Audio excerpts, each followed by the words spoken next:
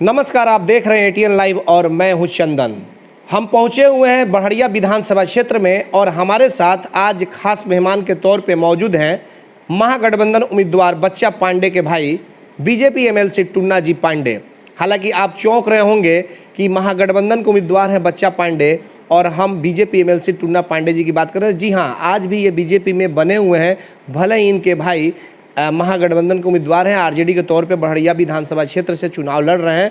और जैसे जैसे चुनाव की जो तिथियां है नज़दीक आ रही है, वैसे वैसे जो चुनावी सरगर्मी है वो काफ़ी बढ़ता जा रहा है। खास करके बड़हरिया की अब बात करें तो वो हॉट सीट माना जा रहा है, क्योंकि नीतीश कुमार के काफ़ी करीबी और चहेते माने जाने वाले चर्चित विधायक श्याम बहादुर सिंह उस क्षेत्र से चुनाव लड़ रहे हैं जेडीयू के टिकट पर।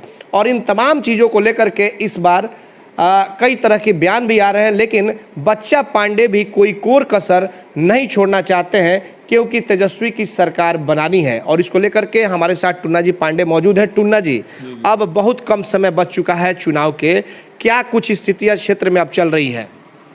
ये देखिए, चुनाव अपने चरम सीमा पर है जी।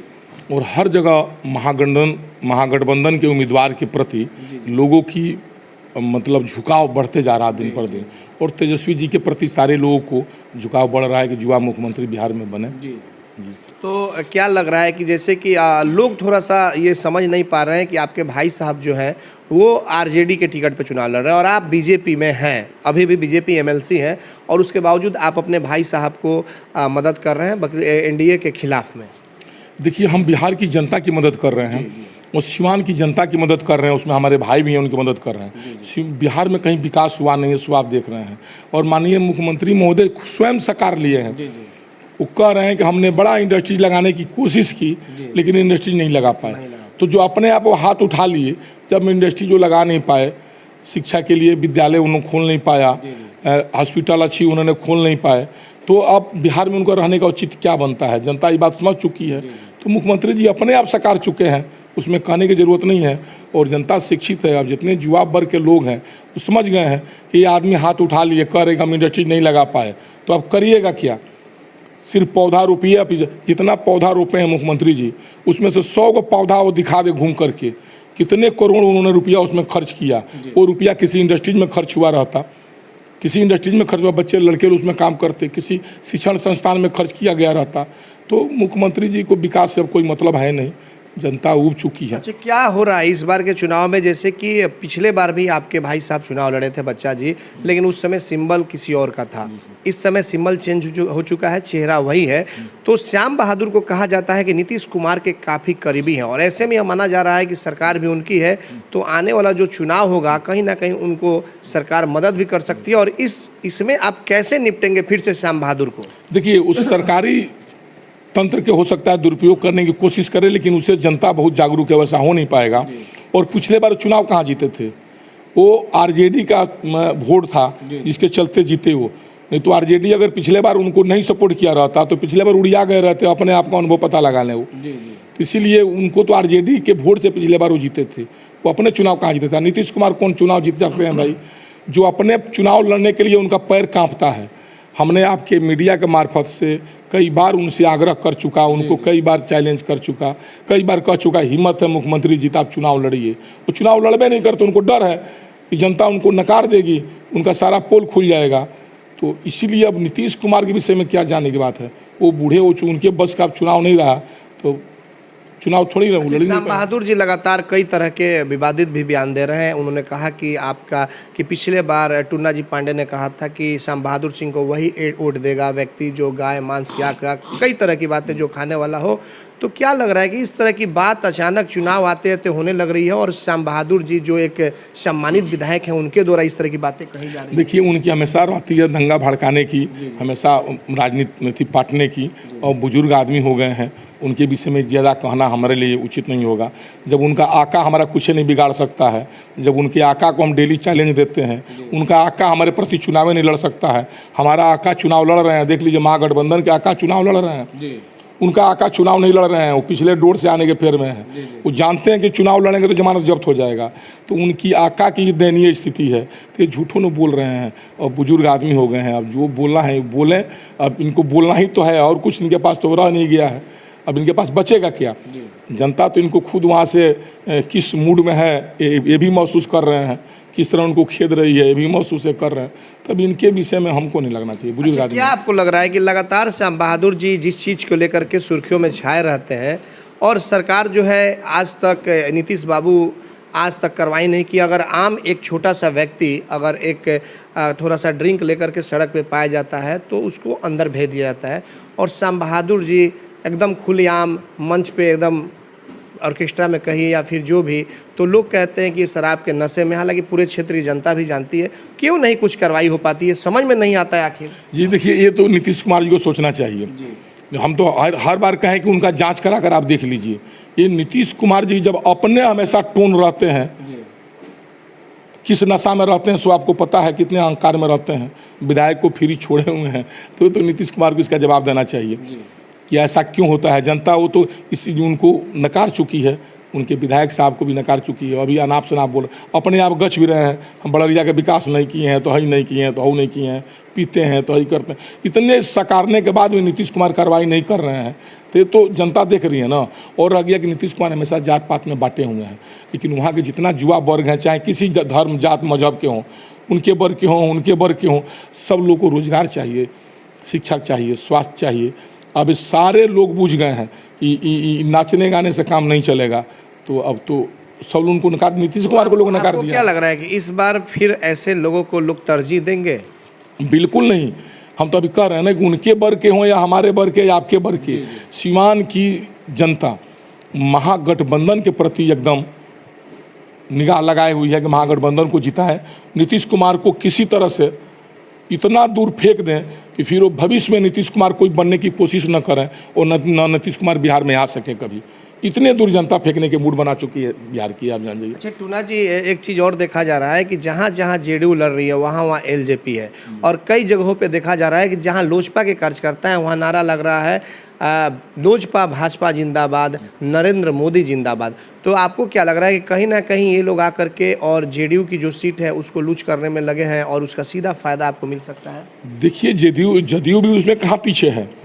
वो पुरुष पार्टी जो बनाई हुई है तो उन्हीं के एमएलसी के तो बेटी बनाई हुई ना, तो वो भी कहाँ पीछे हैं सर, ये तो वहीं कर रहे हैं। तो पहले स्टार्ट तो वहीं किए हैं, क्या नाम है, जदयू के लोगों ने ये स्टार्ट किया, तो फिर भाजपा के लोगों ने भी कर दिया, तो कौन सा गलत किया है? तो अच्छा काम है, ये तो अच्छा काम है। चिराग पासवान भी नौजुवक हैं, वो भी नीतीश कुमार की सब भाषा समझ गए हैं, तो चिराग पासवान का धन्यवाद भी देना चाहिए हम लोगों को कि वो अपने हिम्मत कम से कम दिखाए। तो और भाजपा कर रही है, भाजपा के साथ नीतीश जी ऐसा कर रहे हैं तो भाजपा भी कर रही है, अच्छी बात है, इसमें तो कहीं अच्छा टूना जी, आपको डर नहीं लगता है कि नीतीश कुमार के खिलाफ लगातार आप बोल रहे हैं और चुनाव भी आपके भाई लड़ रहे हैं, उनके विपक्ष में सत्ता के एक विधायक भी हैं, तो ऐसे में किसी तरह की कोई दबाव, प्रेशर, कोई कार्रवाई, इस तरह का कुछ डर नहीं लगता है किसी मुकदमे में आपको फंसा दिया इस तरह की? इसलिए सरकार की बात है। देखिए, इनकी तो राजनीति रही है, लोगों को फंसाना। ऊपर वाला जब तक नहीं चाहेगा ना तब तक बाल बांका नहीं टेढ़ होगा। हमने दो चुनाव जीता, दोनों बार नीतीश जी के अगेंस्ट में ही जीता। तो नीतीश जी जो गलत कर रहे हैं हमें उसे उजागर करना चाहिए, और जनता के आशीर्वाद है। हम सीवान की जनता से डरते हैं, बिहार की जनता से डरते हैं। नीतीश कुमार होते हैं कौन है? नीतीश कुमार से हमको मैंने 0.1% भी डर नहीं लगता है। जो आदमी चुनाव लड़ना नहीं चाहते हैं, जो खुद उनका पैर कांपता है चुनाव लड़ने से, म्यू म्यू बोल करके बस खाली विरोधियों को फंसाते रहते हैं, जब तक ऊपर वाला नहीं चाहेगा ना कुछ नहीं होगा। उनका देखिए नहीं, उनका पारिवारिक दृष्टिकोण क्या है जी। दुनिया का सबसे गरीब इंसान है नीतीश कुमार, दुनिया का सबसे गरीब इंसान है नीतीश कुमार।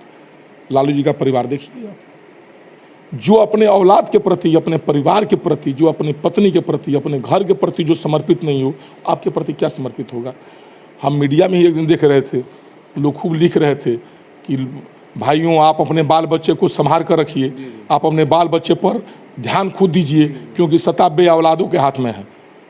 तो नीतीश कुमार की आप बोलने की भाषा आप देखे होंगे, बात करने की भाषा देखे होंगे, 2 मिनट में पिनिक जाते होंगे, आप देखते होंगे, लगता है कि राजा हैं बिहार के। वो बिहार की जनता जिस तरफ फेंकेगी ना, अब नीतीश कुमार का कहीं आता पता नहीं लगेगा सर, आप निश्चित लिखा लीजिए। अच्छा, आपको क्या लग रहा है कि जी श्याम बहादुर जी से जब बात होती है और मोहम्मद शहाबुद्दीन की बात होती है, तो वो भी अब मोहम्मद शहाबुद्दीन को अपना गार्जियन बहुत कुछ बता रहे हैं, व्यक्तिगत संबंध बता रहे हैं, तो ये क्या किस तरह की अब राजनीतिक पॉलिटिक्स हो रही है, समझ में नहीं आ रहा। वो किसी के नहीं है, वो श्याम बहादुर जी किसी के नहीं है, झूठ बोलने में माहिर हैं, वो आप महसूस कर रहे होंगे। अभी वहाँ के सैफी जी के साथ जो पिछले बार वीडियो बताइए, अमर सैफी जी जबकि उनके चुनाव में उनके साथ 3 बार रहे, और जोड़िए कि उन वहाँ के प्रमुख के ऊपर वीडियो ने चटकन चला दिया। श्याम बहादुर सिंह एक बार कोई आवाज़ नहीं उठाए। भाई साहब आप लोग देखे होंगे, मीडिया में देखे होंगे, और टूना पांडे जाकर सबसे पहले आगे लड़ा। हम दल को प्राथमिकता नहीं देते हैं, हम व्यक्ति को प्राथमिकता देते हैं, हम माने समाज को प्राथमिकता देते हैं, जनता की प्राथमिकता देते हैं। और श्याम बहादुर जी ने एक बार बोला नहीं उनके प्रति। अभी भी तो प्रमुख को गिराने के लिए एरी चोटी एक कर दिए थे प्रदीप सिंह की पत्नी को। वो कहीं के नहीं रहे, ना इधर के रहे, ना उधर के रहे, न राम मिले न रहीम मिले, वो किधर के भी नहीं रहे। वो अपने स्वार्थ में एकदम दीवाना रहते हैं। जब उनका मुखिया ही अपने स्वार्थ में दीवाना रहता है तो जिसका घर का मुखिया वैसा हो तो उस घर के वो कैसे रहेंगे, सो आप देख लीजिए। अब किस भाषा में बात करते हैं श्याम बहादुर बाबू। उम्र के उनको लिहाज रखना चाहिए, पद की गरिमा रखनी चाहिए। तो सारी जनता अब समझ चुकी है, उनके बस का कुछ रहा नहीं। अच्छा, आपको क्या लग रहा है कि इस चुनाव में मोहम्मद शहाबुद्दीन साहब हो या फिर हिना साहब हो, किस तरह का मदद आप लोगों को मिल रहा है? देखिए, शहाबुद्दीन साहब तो सिवान में इतना विकास किए हैं कि उसकी कोई तुलना नहीं। आप देखे होंगे जितनी बड़ी बड़ी काम हुई है सिवान में, सब शहाबुद्दीन साहब का विकास है। उसका मरम्मत भी कोई नहीं करा पा रहा। तो जो हकीकत है सो तो हम लोगों को कहना पड़ेगा। हमारे बयान में आप देखे होंगे कि हम 2014 से भी जब भी हम बयान देते हैं हमेशा शहाबुद्दीन साहब के प्रति हमारा हमेशा समर्पित बयान रहता है, क्योंकि वो विकास किए हैं, उसमें कहीं पीछे नहीं रहे हैं सर। तो इसलिए शहाबुद्दीन साहब का जितने विकास सिवान में हुआ है, जो विकास के लोग हैं, जो विकास पसंद करने वाले लोग हैं, सब शहाबुद्दीन साहब के अनुयायी हैं, उनके आदेश पर सब चलने वाले हैं। और सब लोग चाहेंगे कि फिर महागठबंधन की सरकार आए और सिवान में विकास हो। और तो अब क्या माना जाए कि चुनाव के बाद टूनाजी पांडे बीजेपी में बने रहेंगे या फिर अब आरजेडी में चले जाएंगे? आप देखिए, हमारा ना बीजेपी में जन्म हुआ, हमको पार्टी में जन्म नहीं होता। हम हमेशा शहाबुद्दीन साहब का बड़ाई किए होंगे। हम हमेशा शिवशंकर यादव जी का, शिवशंकर यादव जी पूर्व मंत्री हमारे हुआ करते, पता लगाइए, उनके पीछे मोटरसाइकिल से रोज़ घुमा करते थे। शहाबुद्दीन साहब के हमारे ऊपर बहुत ही माने एहसान है। शिवशंकर यादव जी का बहुत हमारे ऊपर एहसान है। वहीं हमको सीमान डिपो में नौकरी कराए थे, लगाए थे। तो आप बताइए, जब उन लोगों का इतना एहसान है, जनता में इतना उन लोग विकास किए हैं, और बिहारी चाचा इतना विकास किए हैं, सो आप देखे होंगे एक दिन गिना रहे थे मीडिया में 50 को पुल का नाम गिना है। वो टाउन हॉल उन्होंने बनवाया, ये वो कोई बता दे कि मैंने ये लोग विकास किया है। तो सर अब आरजेडी में रहें कि मैंने पहले भी थे, आज भी हैं। जहाँ तक बीजेपी की बात आप कर रहे हैं, देखिए हम पार्टी की बुराई नहीं करते हैं। बीजेपी में सारे स्वार्थी तत्व भर गए हैं। सिवान में आप देखिए ना बीजेपी किस तरह बिखर गई है। 4 उम्मीदवार हैं बीजेपी के और 10 उम्मीदवार हैं उसके बगावत वाले पार्टी। तो हमको समझ में नहीं आ रहा 4 वाला मजबूत है कि 10 वाला मजबूत है, आप ही बता दीजिए, खुद देख लीजिए आप। तो बीजेपी तो खत्म हो चुकी स्वार्थ में। और बीजेपी के विषय में क्या नाम ले रहे हैं सर, उनकी तो सारी हिस्ट्री सब लोग जान रहे हैं। हम तो हमेशा बोल्ड बोलते रहे हैं, पहले भी और आज भी बोल रहे हैं। डर की कहीं गुंजाइश हमारे अंदर तो नहीं है, नहीं कहीं नहीं। हमको जनता के तो चुनाव को लेकर इस बार अब क्या होगा कि वाकई में बच्चा पांडे चुनाव जीत करके तेजस्वी यादव के हाथों को मजबूत करेंगे? जी बिल्कुल, सिवान से बच्चा पांडे तो जीत रहे हैं, बड़हरिया से बहुत मैंने बम्पर वोट से, मैंने आप कोई कल्पना भी नहीं किया होगा उतने ज़्यादा वोट से सिवान से जीतेंगे। प्लस हमारे 8 एनडीए के उम्मीदवार, 8 सीट सिवान की जो हमारी है जिला की, सो सारे एनडीए के उम्मीदवार लोग को 8वां जाना को हमारे महागठबंधन के उम्मीदवार लोग बुरी तरह से हराएगा। लोग महागठबंधन का उम्मीदवार 8 जीत करके जाएंगे और जाकर के तेजस्वी जी की सरकार बनेगी और मजबूत सरकार बनेगी और सिवान में विकास होगा, पूरे बिहार में विकास होगा, इंडस्ट्रीज में लेकर के और शिक्षा में लेकर के, स्वास्थ्य में लेकर के।